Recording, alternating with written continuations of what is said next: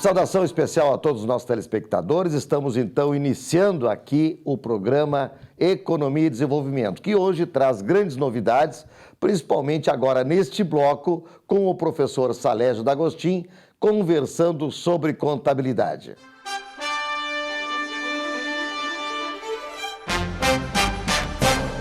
Neste bloco, temos a presença do professor Salésio D'Agostin, contador. Professor, como vai, senhor? Tudo bem? Tudo bem. E esse friozinho? Tá melhorando. Está dentro da estação do ano, né, professor? Exatamente. Pois então, o professor Salésio D'Agostin, contador, ele sempre traz aqui neste bloco, conversando sobre contabilidade, excelentes informações e principalmente discussões daquilo que está acontecendo no cenário político do Brasil. Professor, temos uma novidade interessante, que é um projeto de emenda constitucional do ministro da Economia, Dr. Paulo Guedes, que tende a trazer a questão da privatização dos conselhos das categorias profissionais, é a PEC 108. Como é que o senhor vê essa situação, professor D'Agostin? Com preocupação. Com preocupação por quê? Porque os conselhos de fiscalização profissional não representam, não é entidade de classe. Esses conselhos foram criados para proteger a sociedade nos assuntos específicos da profissão. As profissões liberais, pelo nome já que é dito, é liberal, porque não é o patrão que diz como ele tem que executar. Quem diz como tem que executar são as técnicas, os procedimentos, é a ciência da profissão que diz como é que ele tem que trabalhar. Ora, como o Estado, como o patrão não fiscaliza aquela atividade, o que é que o Estado fez? Criou um juizado especial, que é um braço do Estado para fiscalizar aquela profissão para proteger a sociedade. Agora, não pode o nosso ministro da Fazenda, por ser um liberal, querer acabar com os conselhos, querer privatizar, não é acabar. Vamos fazer a devida retificação. Ele não acaba com os conselhos, ele quer privatizar os conselhos. É a mesma coisa nós termos em casa um filho rebelde, o filho não obedece o pai, ao invés de colocar na linha, ao invés de simplesmente trazer a ele a correção, dizer como é que deve ser feito, dizer, olha, meu filho, a partir de agora tu és independente. Não é por aí.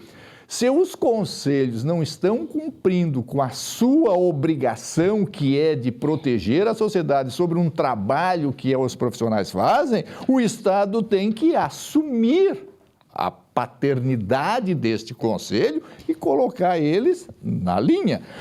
O que não pode é querer privatizar, porque eles privatizam e mantêm as anuidades, é o que a maioria dos conselhos querem. Olha, uma entidade que não vai ser fiscalizada pelo Estado, mas recebe os tributos como se o Estado fosse. Professor, tem uma situação interessante nessa história. O senhor colocou que o Conselho é um braço do Estado, onde o Estado não alcança, o Conselho está lá fiscalizando para o bem da sociedade, para que a sociedade não seja de uma forma ou de outra, não é mal atendida pelos profissionais. Aí entra contador, engenharia, arquiteto, odontologia, Conselho Regional dos Farmacêuticos, administradores, e por aí vai. Hoje os conselhos, eles também, embora sejam equiparados a autarquias, não é? Eles também têm a sua fiscalização. Quem fiscaliza hoje os conselhos e como ficaria essa fiscalização dos próprios conselhos no formato de privatização? Olha, vejam só, se é privatizado, o Estado não interfere mais na na fiscalização. E isso nós não queremos, a sociedade não quer isso. Claro que nós temos muitos conselhos que não teria por que ser autarquias. Nós temos conselho de representantes comerciais. Qual é o risco que isso coloca à sociedade? O conselho de corretores de imóveis, que risco essa atividade coloca à sociedade? O administrador, que risco essa atividade coloca à sociedade? Não, muitas outras atividades não teria necessidade de ter conselhos profissionais. Só porque existem algumas profissões que sim, precisam ter conselhos profissionais organizados, controlados, geridos e administrados pelo Estado. A contabilidade, por exemplo. Vejam só, A contabilidade ela exerce dupla função. Uma das funções é gerar informações, e é através dessas informações que a sociedade econômica e social realiza os seus negócios.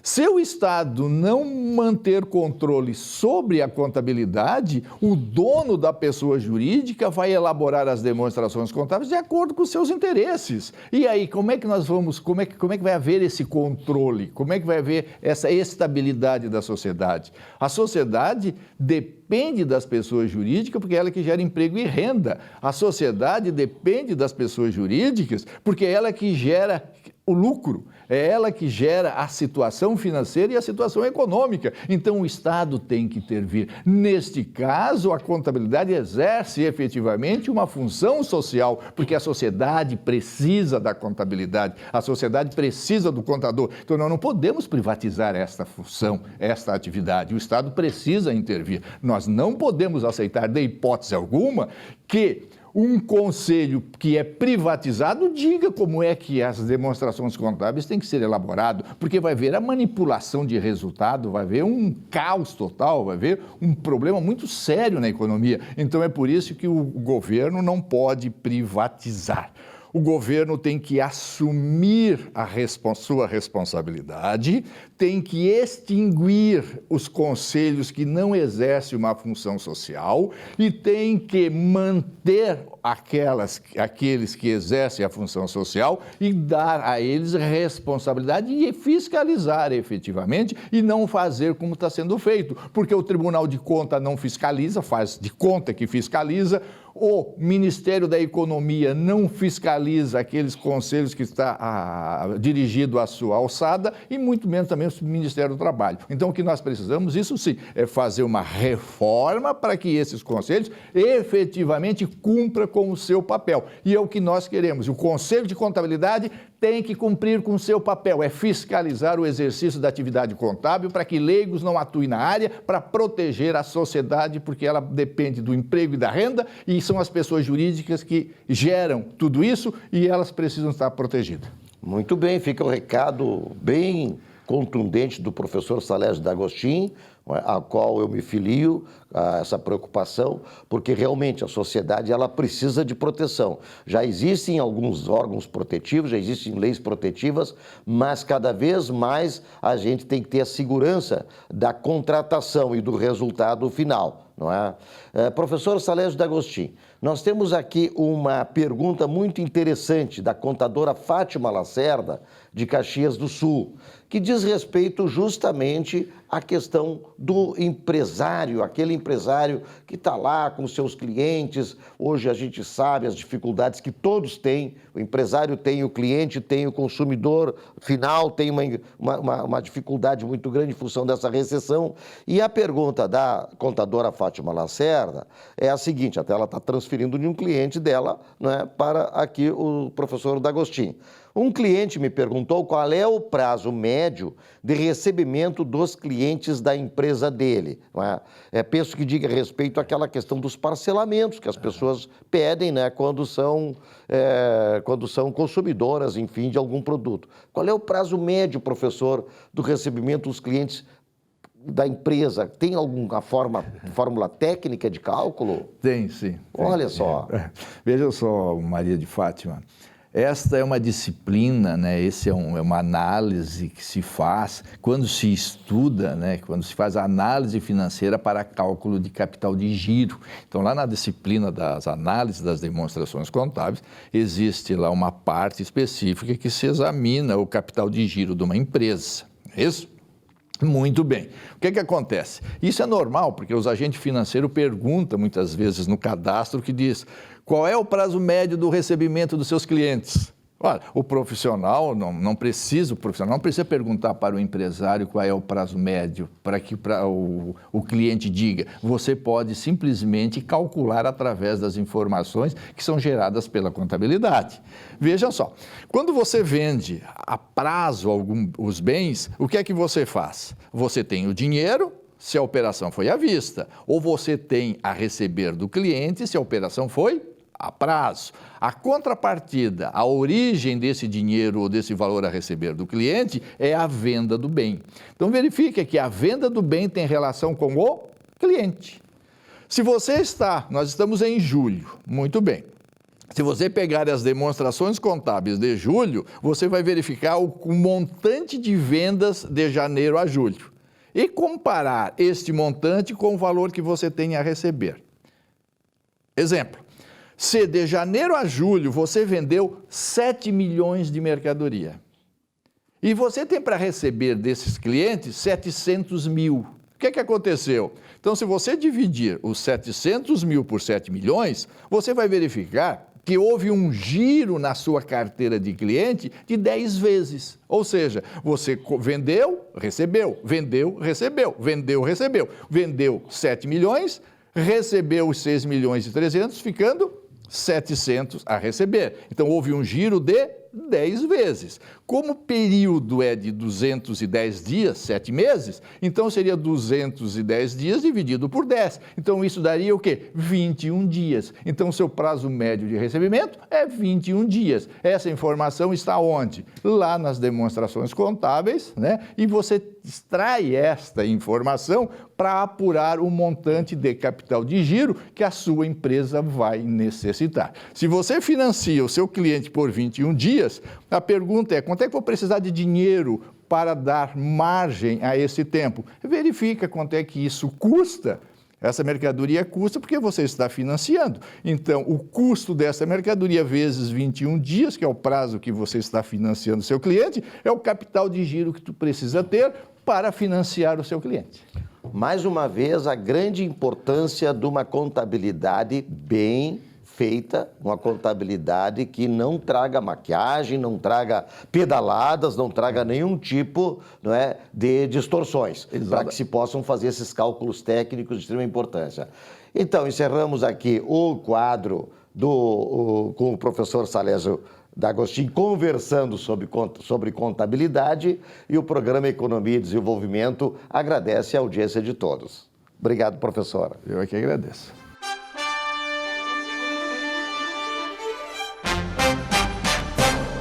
Olá, reformas são indispensáveis, imprescindíveis.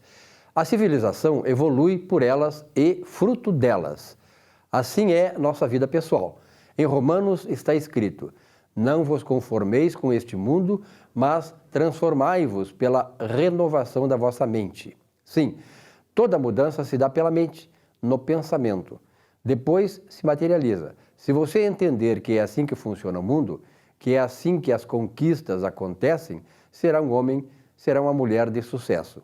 O Brasil envelheceu na idade de sua gente, mas também na forma de fazer política. Por isso saudemos as reformas. Chega de confiar em gente inconfiável e de má índole. O Brasil tem pressa. As reformas são o elixir que mobiliza e irá mobilizar uma nova era, rumo a uma nação pujante e justa. Tenhamos fé e boa semana.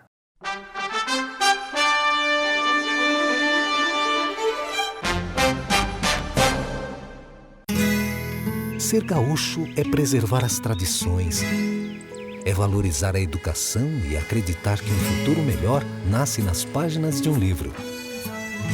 É nossa tradição trabalhar duro. Temos orgulho do suor que escorre do rosto. Ele reconforta a alma e sedimenta uma vida digna. É nossa tradição valorizar o passado para desenvolver o futuro.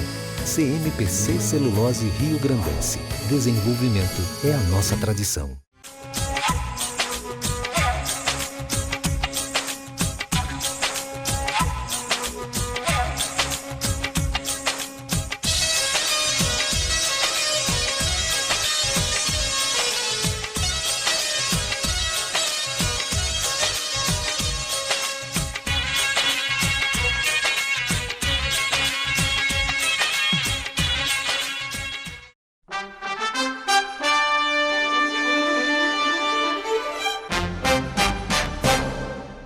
Muito bem, nós estamos com o nosso Economia e Desenvolvimento. Mestre Vilmar, como é que está a coisa? Tá ótimo. Graças a Deus, parece inverno, que tá melhorando, né? né? Inverno, Não, o inverno tá. agora deu uma segurada. Chegou um verãozinho. Tu gosta e- de inverno? Eu gosto. É? Eu gosto. Na verdade, Mas eu gosto tu é- mais tu de é inverno motoqueiro, também, né? não tem problema nenhum. Aliás, para andar de moto no inverno, eu me sinto melhor do que no verão, mais confortável. Ah, é? Que legal, então. Bom, nós temos um convidado hoje. Apresenta para nós o convidado. Pois é, especial. olha, nós temos o Sérgio Rocha hoje, que além de ser um grande amigo nosso, é um grande empreendedor também, um cidadão brasileiro que faz pelo Brasil, que gera renda, que gera empregos e que traz riqueza para o Brasil. Porque o Sérgio Rocha, Obrigado, Bom Sérgio, dia. pela tua presença. muito obrigado por ter vindo. O Sérgio Obrigado Rocha é pelo convite. presidente da ABRAID, Associação Brasileira de Importadores e Distribuidores de Produtos para a Saúde, não é? Que é uma instituição que congrega aí um grande número de empresas, Com Silvio, certeza, justamente numa área tão carente, tão necessitada como é a saúde no Brasil. É. E aí, vamos caminhar Exatamente. primeiro. A Braide hoje ela representa, nós somos 300 associados no Brasil inteiro, usando o jargão aquele clássico do Oiapoque ao Chuí, especificamente numa área de material médico hospitalar especial, que nós chamamos hoje de OPME ou DMI, como a última sigla a ser usado, que trata muito com materiais especiais mesmo. É uma entidade que no ano passado faturou 5 bilhões de reais, os 300 associados, congrega hoje as maiores empresas da área da saúde, além de distribuidores e importadores também, porque algumas pessoas não sabem, mas muitas grandes companhias que estão no Brasil hoje, companhias que vêm lá de fora, são importadores, que é pouca coisa produzido aqui. E essas empresas também fazem parte da nossa instituição. Então, a gente está fazendo um trabalho árduo aí nos últimos anos. Nós sofremos um impacto muito grande em 2015, com toda aquela reportagem que houve da máfia das próteses. De lá para cá, a gente tentou mostrar um pouco do trabalho que a gente faz e do quanto é importante o trabalho que nós fazemos hoje no Brasil, numa área extremamente complicada como é a área da saúde. Esses equipamentos, Sérgio, eu lembro o tempo que eu trabalhei com os irmãos maristas e lá o Hospital São Lucas estava sendo criado. Muitos equipamentos, Silvio, naquela época vinham da Europa. Sim. Não é? Não era tanto dos Estados Unidos, era mais da Europa. Não é? Ainda continua nessa mesma situação? Sim, hoje, claro, existe um domínio por parte dos Estados Unidos, né? Mas muita coisa vem da Europa. Siemens, Na né? Europa é alemão, mais Alemão, da né? Inglaterra, da França. O que acontece também é que muitas dessas empresas americanas migraram para ter posicionamento na Europa e também tem indústrias lá. Mas tu falaste na Siemens, por exemplo, que é uma grande, B. Braun, que é uma indústria alemã também importante da área de consumo. Tem muitas grandes companhias na Europa e que estão aqui no Brasil também. Essa área é uma área muito grande, né? Sérgio, claro que o equipamento, na verdade, é a ciência, né, aplicada na área da saúde. Sim. O setor público no Brasil é bastante demandante ou ele está muito atrasado, defasado em relação a esse tipo de equipamento para o tratamento? Não. Existe um volume muito grande, sim, de compra, mas, infelizmente, o setor público ele não tem as grandes tecnologias disponíveis, com raras exceções. Hoje, o SUS é que banca toda essa estrutura. E não existe dinheiro suficiente para bancar algumas tecnologias. Não quer dizer com isso que o atendimento seja ruim. Não, ele é em algumas circunstâncias, muito pelo contrário. A alta complexidade do SUS hoje é excelente. Ela presta, poucas pessoas sabem, mas presta um excelente trabalho para a população. Porém, algumas tecnologias não estão disponíveis para o paciente do SUS, infelizmente. Né? Quando tu toca nesse assunto, né, Vilmar? Sim. A gente lembra desta roubalheira que houve no país, né? E esse dinheiro passou a fazer falta, muito mais falta do que anos atrás. Eu sempre digo, o Vilmar está de prova disso, que sempre se roubou, quer dizer, sempre houve, né, pessoas que vão para os governos para roubarem. Mas o roubo foi tão grande nesses últimos anos que agora acabou fazendo falta. Então faz falta para o governo ter dinheiro para comprar esses equipamentos. Com certeza. Existem assim, muitas teorias falando que o dinheiro é mal aplicado. No caso da saúde não é só isso, falta realmente dinheiro. Né? É claro que todos esses desvios que houve ao longo desse tempo prejudicou mais ainda. Né? A gente é um país muito grande, então prestar saúde nas pontas é muito difícil. E para isso hoje a tecnologia vem ajudar bastante. Né? Existe então novas maneiras de tu conseguir dar esse atendimento distante. Porém, o governo ainda não está preparado para isso. Então, Silvio, nessa questão tecnológica, quando eu concluí o curso de engenharia eletrônica, eu e mais 2 colegas montamos lá um pequeno laboratório. Um dos colegas trabalhava no Centro Auditivo Telex, né? E o outro colega trabalhava num banco na área de comunicação. Nós montamos um pequeno laboratório e produzimos um audiômetro, screening, né? Que naquela época estava entrando nas normas regulamentadoras do Ministério do Trabalho e que faziam com que as empresas começassem a se preocupar com a questão auditiva dos seus empregados. Tá? E fizemos alguns equipamentos, colocamos em teste e tal, mas claro que não tem como competir com a Holanda, no caso, que estava dominando na época os audiômetros, etc. Como é que está esta situação hoje? A tecnologia brasileira, ela está conseguindo avançar um pouco ou ainda dependemos só dos importadores? Não está conseguindo? Não. Infelizmente não. A nossa indústria ela é uma indústria pouco desenvolvida. A nossa área, a área da saúde, não existe quase nada no país. Existe sim alguns nichos muito específicos, mas muito aquém do que vem lá de fora. Não existe investimento, não tem investimento por parte do governo. Nós temos um outro problema que é difícil para nós que estamos aqui longe do centro do mundo, digamos assim, que é nós sermos competitivos.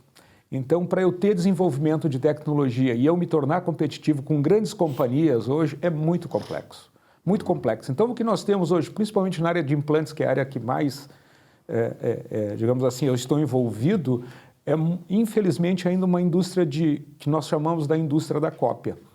Ou seja, é melhor tu ter um produto próximo àquele que vem lá de fora, e aí, então, essas indústrias, na área de ortopedia, isso é muito comum, do que eu desenvolver alguma coisa nova. Claro, há, sim, desenvolvimento de produtos, óbvio que sim, mas não no nível de competição que pudesse fazer com que nós a nossa indústria pudesse ir lá para fora, disputar mercado, assim vai. Isso se exporta, assim. Eu até tenho informações, não trouxe, mas eu tenho alguns gráficos no anuário que nós lançamos esse ano mostrando exatamente isso.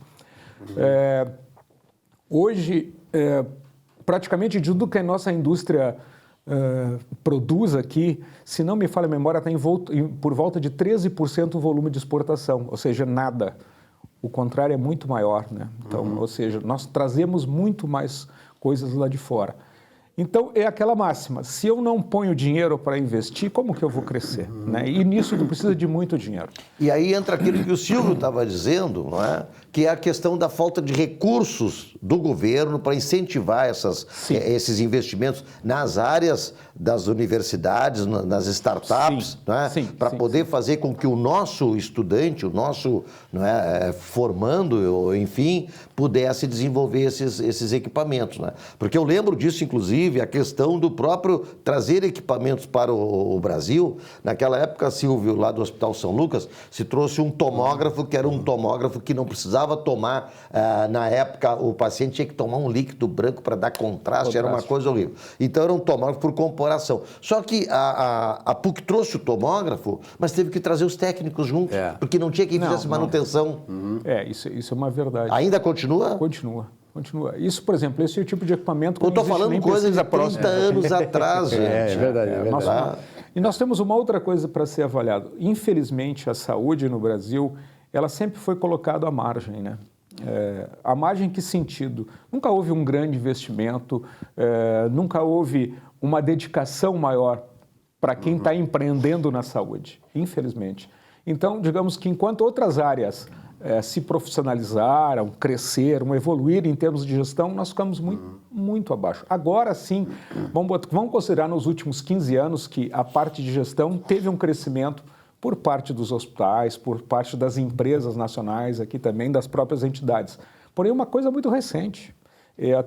Esse dia eu dei um exemplo numa outra reunião que eu estava participando. Eu fui o ano passado falar sobre rastreabilidade, para vocês entenderem, ou seja, quando se usa algum tipo de produto, né, em algum paciente, tu tem que ter o controle desde quando ele vem até ele ser usado e posteriormente. E eu fui convidado para falar sobre a rastreabilidade e antes eu fui fazer uma apresentação pequena para introduzir o assunto e fui fazer uma pesquisa. A rastreabilidade na década de 60 já era usada por toda a indústria, que não a saúde. A rastreabilidade para nós é uma coisa de 10 anos para cá.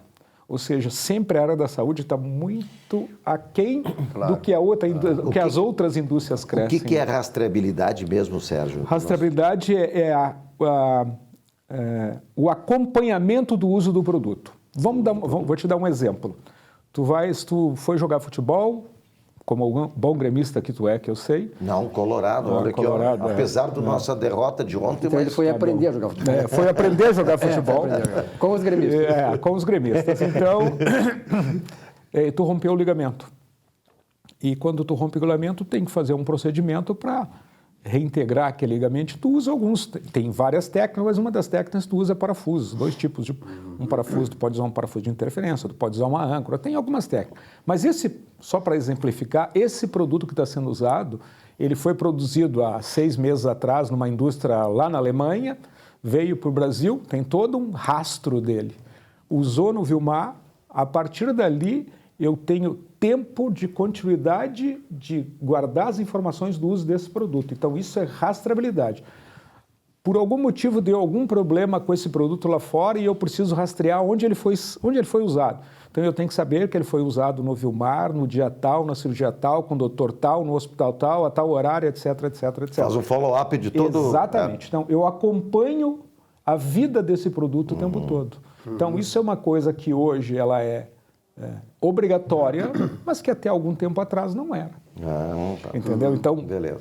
A título de informação, né? Que legal. E até só para complementar, Vilmar, tu falaste um pouco de situação de país, eu gostaria até de fazer um comentário que hoje saiu no Diário Oficial, a gente conseguiu um trabalho árduo aí através da entidade lá da Braide, junto com outras entidades co-irmãs, a continuidade do convênio 0199 do ICMS, que é de 1999, que é a isenção para 167 produtos na área da saúde.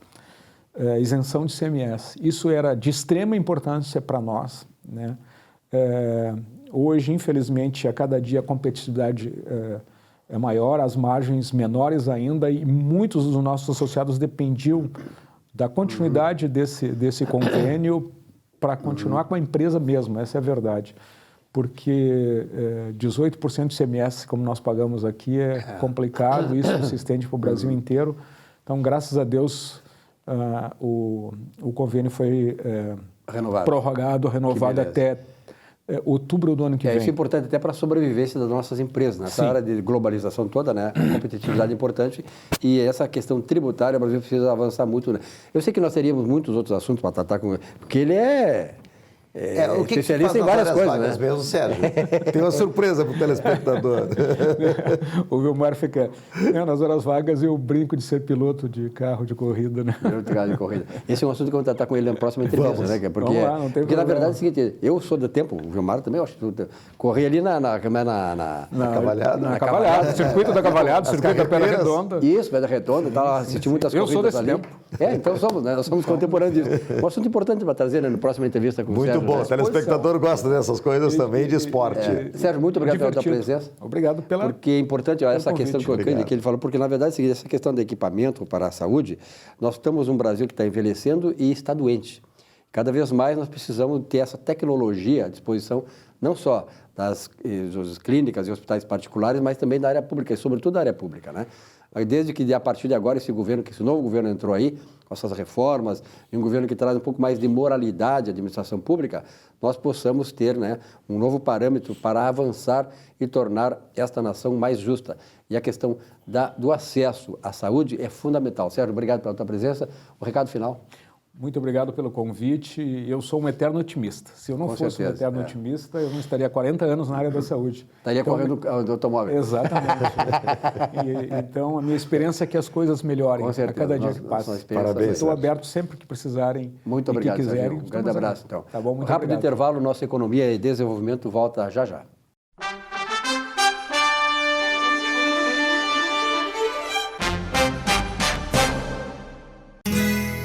Ser gaúcho é preservar as tradições, é valorizar a educação e acreditar que um futuro melhor nasce nas páginas de um livro. É nossa tradição trabalhar duro. Temos orgulho do suor que escorre do rosto. Ele reconforta a alma e sedimenta uma vida digna. É nossa tradição valorizar o passado para desenvolver o futuro. CMPC Celulose Rio Grandense. Desenvolvimento é a nossa tradição.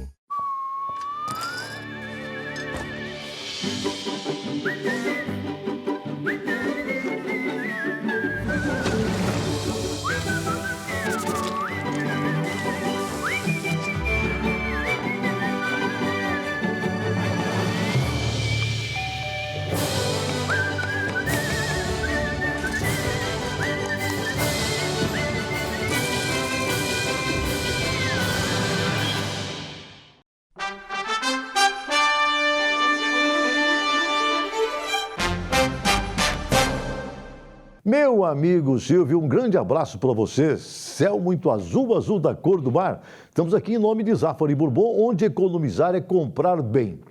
Mas, Silvio, olha, nós estamos realmente em meio a um alvoroço político.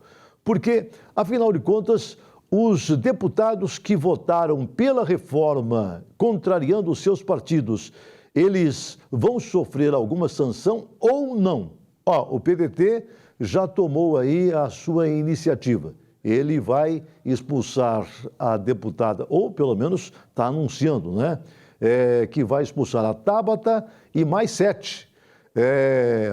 Olha, é coragem, porque são deputados muito representativos em suas regiões. Então vai ser realmente muito difícil, não é? Para o PDT ou para qualquer partido pegar um deputado e expulsá-lo porque ele votou contra as suas ideias. Agora, vamos lá para o partido.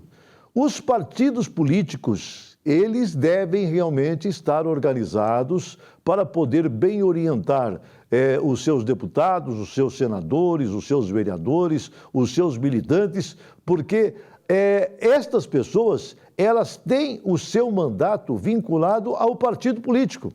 Eu sou favorável, e já anunciei aqui muitas vezes, sou favorável à reforma, não é? Eu acho que a reforma, ela é extremamente necessária.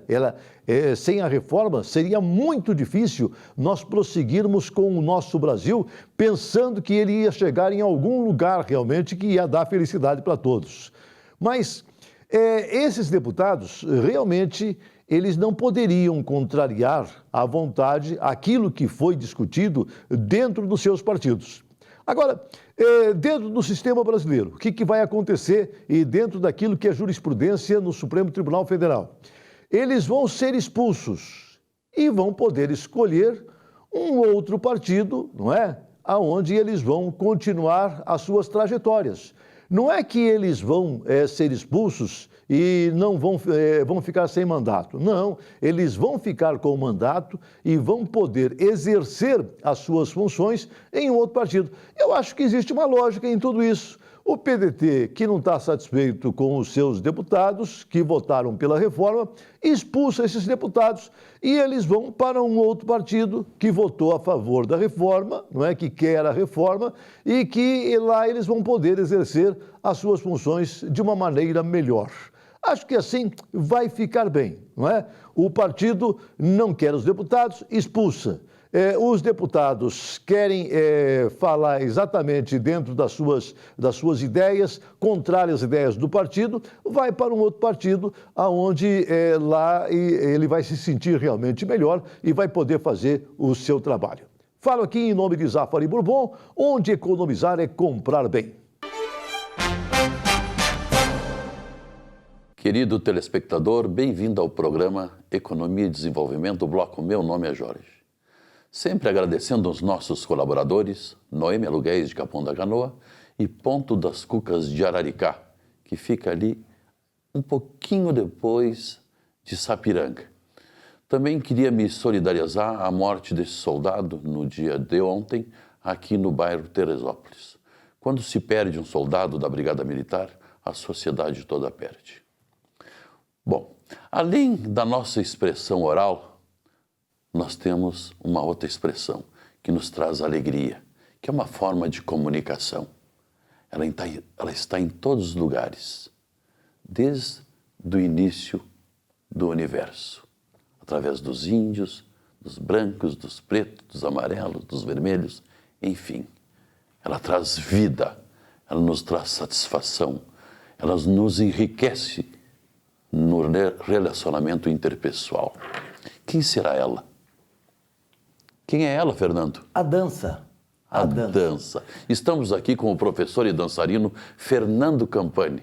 Por favor, Fernando, nós gostaríamos que tu relatasse um pouco como começou essa inclinação aí, esse dom para a dança, que tu tens o dom, tu encanta as pessoas, a tua forma de dançar e de se expressar. Como começou? Tu já tinha essa ideia de ser um dançarino ou ela surgiu depois? Olha, primeiro um prazer enorme estar aqui contigo, Jorge, no teu programa, com todos os teus telespectadores, para compartilhar um pouco daquilo que eu acredito que é uma das melhores formas de o ser humano conseguir viver a vida, ter uma vida mais dançante. Né? Então, segundo minha mãe, eu com 2 anos descobri a dança. Eu dançava muito, com 2, com 3, com 4. A minha mãe disse que eu descobri a dança e dançava muito. Mas, porém, por questões familiares, questões que acontecem na vida das famílias, muitas vezes a gente é tolhido por alguma pessoa. E eu parei de dançar. Com 7 anos de idade, fiquei até os 27 anos sem dançar nada. Mas, com 20 e poucos anos de idade, eu vi que as pessoas que dançavam eram diferentes. Eram diferentes como? Eram diferentes porque parecia que elas eram mais felizes. Na época eu era piloto de avião e eu, viajando para o Nordeste, eu via aquelas pessoas simples, humildes, pessoas às vezes desprovidas de questões financeiras, mas de chinelo, de pé descalço, elas dançavam, eram felizes. E elas tinham aquilo que eu achava interessante, felicidade nas coisas mais simples da vida. Mas assim, ó, tu tiveste que atravessar um preconceito muito grande. Porque nós sofremos hoje muito preconceito. Se tu é pobre, se tu é preto, se tu é negro, dependendo da tua classe social, onde tu estás inserido. Mas principalmente naquela época, se tu falasse que queria dançar, gostaria de dançar, ser um dançarino, interpretavam mal. Tu tiveste que atravessar essa barreira? Sim, com certeza, com certeza. Tive que atravessar e eu acho que a gente tem que vencer os preconceitos com atitude positiva, com atitude baseada em amor, em sentimentos positivos. Me acharam que eu era um monte de coisa, mas não vale nem a pena também relembrar todas as coisas que acharam que eu era. Faz parte, a sociedade infelizmente é meio preconceituosa. Como o mundo está cada vez mais rápido, mais veloz, as pessoas acabam tendo preconceitos para tentar saber o que ainda não sabem. E eu tentei entender o ser humano dessa forma e pensei, eu vou vencer com boas atitudes, propagando a dança, propagando a alegria, propagando o amor, propagando as amizades, propagando a harmonia entre as pessoas e fazendo com que as pessoas se conectassem mais com elas mesmas e com a natureza. Porque a dança, para mim, é uma conexão que a gente tem com a natureza. Com isso, a gente vence os preconceitos. Os preconceitos existem, as pessoas discriminam, as outras discriminam. Mas que bom que a gente possa nos tornar pessoas que discriminam menos, que têm menos preconceitos, que vivem mais a vida baseada em sentimentos positivos. Além de nos socializar e nos humanizar, ela também aumenta a capacidade de raciocínio, de memória e de percepção? Sim, a dança foi comprovada cientificamente como a atividade que melhor contribui para a massa branca do cérebro, que é responsável pelo equilíbrio, que é responsável pela memória, por uma série de questões cognitivas. A dança foi feita através de pesquisas longas nos Estados Unidos, que viram que a dança contribui para o nosso funcionamento cerebral. Então, eu acho que é uma atividade que ajuda o nosso corpo, nosso coração, nossa mente, nossa alma. Eu acredito muito no poder da dança para construir seres humanos, mais alegres, felizes, saudáveis e dançantes. Eu vejo também no relacionamento interpessoal. Ela ajuda bastante? Sim. A harmonia que a dança traz, uma harmonia física. O homem de 2 metros dançando com uma mulher de 1,50 m, ele tem que diminuir o tamanho do passo dele para se harmonizar com ela. Essa harmonia física acaba trazendo uma harmonia muitas vezes fisiológica, química, energética. Eu acho que uma das coisas da dança de salão é a harmonização que propõe entre as pessoas. E a pessoa, para ter harmonia com a outra, ela também precisa harmonizar-se com ela. E é uma tríade. A pessoa se harmoniza com ela, se harmoniza com a outra, se harmoniza com a música, que faz parte da natureza, porque é som. Som faz parte da natureza. Então, essa tríade faz com que a pessoa tenha mais harmonia. Casais, às vezes, que não estão uma boa questão no relacionamento, começam a aprender a dançar, começam a se respeitar mais, começam a ver que a dança não é uma atividade competitiva um contra o outro, mas sim uma atividade cooperativa, onde o casal ganha dançando melhor e acaba tendo um melhor relacionamento. Hoje as pessoas vão dançar muitas vezes e tiram aquela noite, a noite do casal. Eles saem para dançar, depois vão jantar e assim a noite se continua. Eu conheço muitas pessoas que estavam presas dentro de casa, não saíam. Tinham dificuldade de se expressar e de se comunicar. E entraram para a dança. Hoje são pessoas transformadoras e transformadas. Eu sou uma pessoa que sou ex-menino de rua, vivi quase 6 anos nas ruas. Tinha muita vergonha. Através da dança, do teatro, também me transformei. Agora, é uma coisa incrível, porque a dança, ela aproxima também as pessoas. E também é importante para a autoestima, né? Com certeza. A pessoa dançando, ela começa a ter alguns ganhos benéficos, alguns ganhos para ela de prazer. Eu acho que querer que todo mundo pense na gente é egoísmo. Mas a gente nos tratar bem, a gente sentir prazer com a gente mesmo, é amor próprio. A dança, por proporcionar muito prazer que a pessoa tem, ela faz com que a pessoa se sinta mais amada por ela mesma. O que é uma das coisas também, um dos grandes ganhos. Então, hoje tem pessoas que fazem aula comigo, eu tenho 3 alunos com mais de 90 anos, e essas pessoas, algumas delas eram pessoas que tiveram grandes perdas na vida, elas estavam em casa, tomando remédio, estavam deprimidas e começaram a fazer aula de dança, começaram a dançar e começaram a fazer a transformação nas suas vidas, a transformação de pessoas mais felizes, mais saudáveis. Acho que esse ganho é fantástico também. Então, e além dessa saúde mental, ela também, a pessoa que passa a dançar, ele passa a interpretar, né? Exato, ela começa a ter uma outra visão da vida. Eu acho que tu citasse um pouco a tua história e eu acho interessante isso, as superações que tu teve, as formas de se conectar com o mundo que tu teve. Ela expande o campo de ação. E o teatro, a dança faz com que tu te conecte melhor com as coisas. Te conecte. E assim, fazer aula de dança é bom, é maravilhoso, dançar é bom, é maravilhoso, mas além disso, desenvolver um estilo de vida dançante faz com que a gente consiga ter uma vida mais saudável, mais feliz. E é incrível, ele traz o lúdico também, né? Isso é muito importante. Me diz uma coisa, Fernando, se alguém decidir, olha, eu não sei dançar, eu quero aprender a dançar, entende? Quero conversar primeiro com uma pessoa, quero ir lá no teu estúdio, conversar contigo, saber umas informações e quero começar a dançar, aprender a dançar. Passa aí as tuas dicas e também o teu endereço. Como as pessoas podem te procurarem? Eu acredito que quer aprender a dançar, a melhor coisa, procure um bom profissional de dança. Procure um bom profissional. Aquele profissional que tu te identifique, que tu tenhas empatia com a questão metodológica dele, com a pessoa. Se quiser me procurar, vai ser um prazer. Eu posso deixar meu celular, meu WhatsApp, que é o 993971919. Pode entrar em contato comigo, mandar uma mensagem, porque assim, é importante tu estar num caminho que vai te levar à alegria, à felicidade através da dança. E eu dei aula para muitas pessoas, eu dei aula para pacientes em hospitais com depressão, com transtorno obsessivo compulsivo, montei companhias de dança, eu tive um conhecimento grande. Com qual objetivo? Levar a dança para as pessoas serem mais felizes. Muito obrigado, Fernando, muito bem-vindo ao nosso programa. Prazer enorme estar aqui. Também, né, a dança é incrível, né, porque ela nos ensina a nos expandir, né, e nos auxilia de fora para dentro e de dentro para fora, de ambos os lados.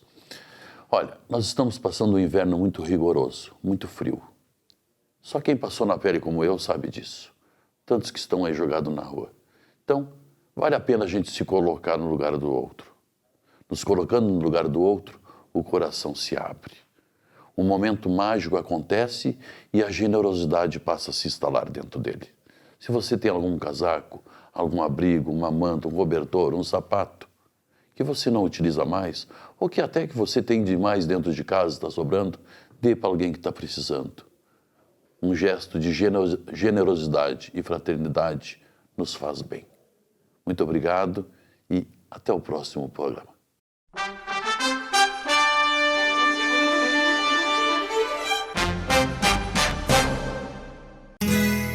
Ser gaúcho é preservar as tradições, é valorizar a educação e acreditar que um futuro melhor nasce nas páginas de um livro. É nossa tradição trabalhar duro. Temos orgulho do suor que escorre do rosto. Ele reconforta a alma e sedimenta uma vida digna. É nossa tradição valorizar o passado para desenvolver o futuro. CMPC Celulose Rio Grandense. Desenvolvimento é a nossa tradição.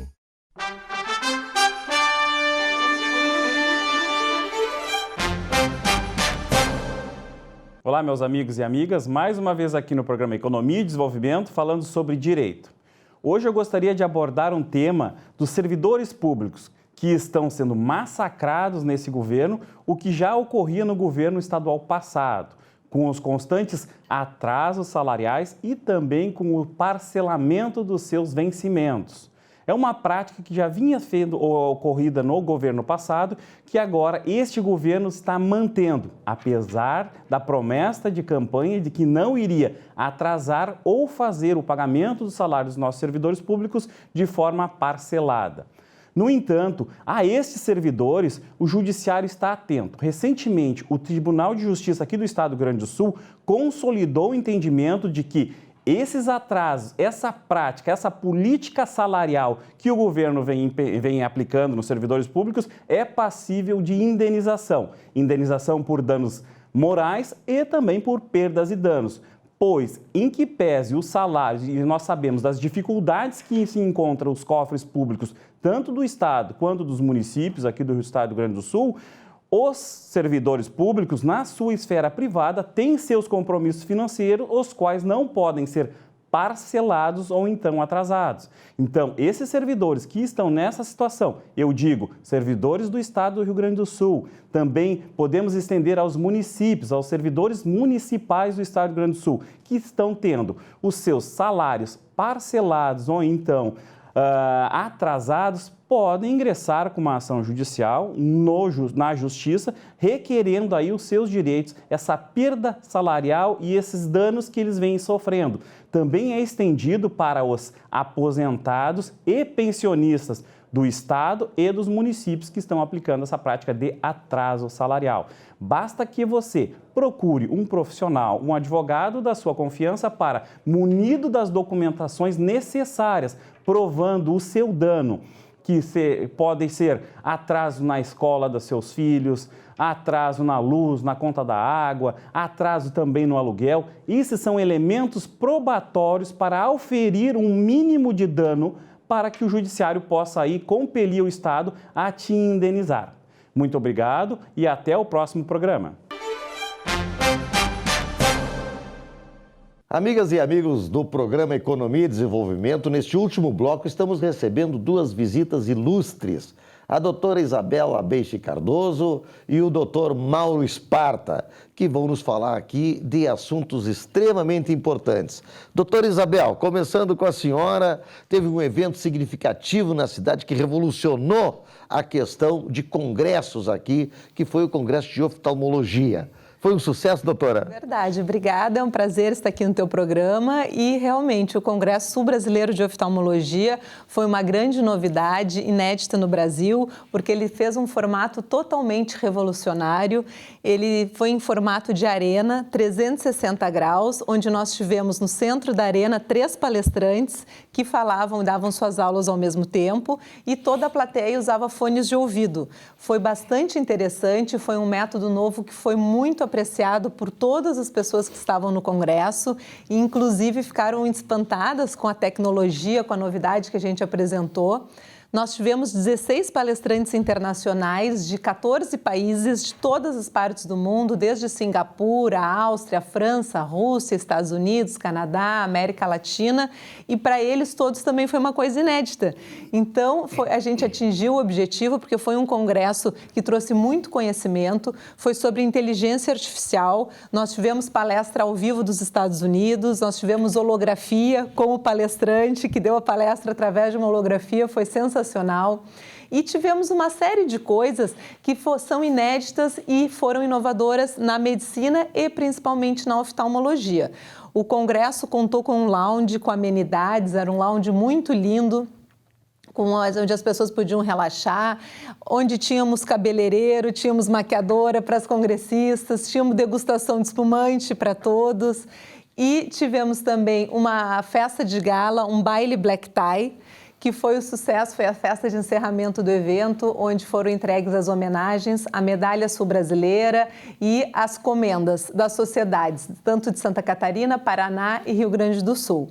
E um dos pontos altos do Congresso também foi a nossa sessão de discussão de políticas públicas de saúde ocular, que contou com a presença de vários parlamentares, cujo nosso objetivo era trazer para perto da medicina, para perto da oftalmologia, os políticos, as pessoas que realmente podem mudar as coisas e fazer leis que beneficiem a população com o auxílio e orientação dos médicos. Até o Dr. Mauro Sparta esteve presente nessa sessão, representando o CREMERS. É verdade. Olha, Ilmar, eu tenho 40 anos de medicina, e a minha especialidade, a cirurgia plástica, proporciona congressos também muito atrativos.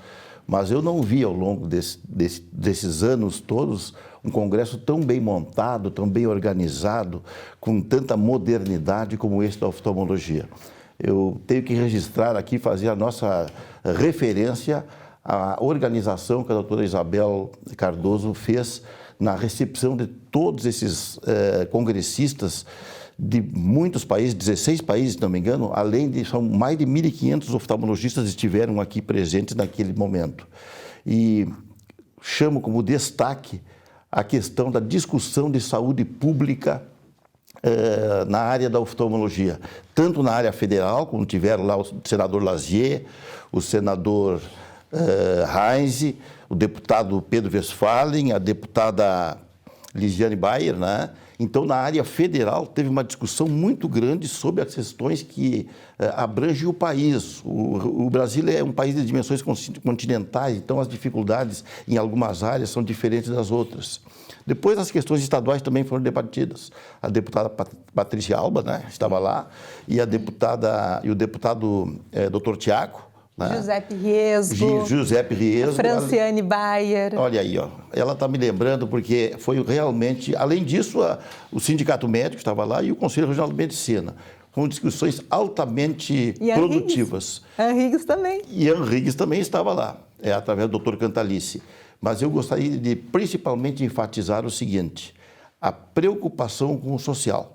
Que um congresso desta qualidade, colocando todas as dificuldades que acontecem no mundo inteiro, até em razão da economia, as pessoas, os médicos, os profissionais, os professores, os pesquisadores vieram a Porto Alegre, né, capitaneados, é claro, pela administração e pelos cuidados da doutora Isabel. E isso trouxe, assim, uma referência para nós, como um pioneirismo nesse tópico da oftalmologia e um congresso em destaque como esse. Eu tenho o depoimento de um amigo, Dr. Rodrigo Munaro, oftalmologista da Nova Prata, que participou desse congresso, achou sensacional. Aliás, a doutora Isabel trouxe uma novidade ampliada de Dubai, que é a questão das palestras simultâneas. É verdade. Lá em Dubai, ela contou para nós, antes de iniciar o programa, que havia lá em Dubai 2 palestrantes simultaneamente. Pois é, ela acrescentou mais um, ela fez com 3 palestrantes. Quer dizer, realmente o congresso foi um sucesso. O assunto é extremamente importante,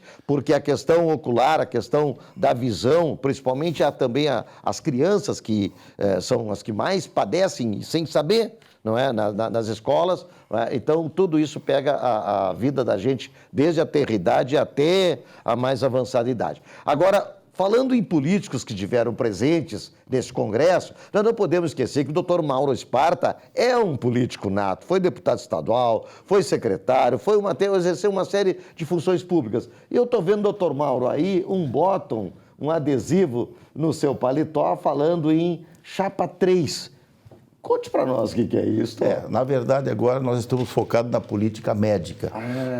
E este ano, agora, deste mês de julho e agosto, nós teremos as eleições para o Conselho Federal de Medicina. Como isso funciona? O Conselho Federal de Medicina é uma autarquia federal criada em 1957 por um médico, o presidente Juscelino Kubitschek. E no início nós tínhamos 12 mil médicos em 57.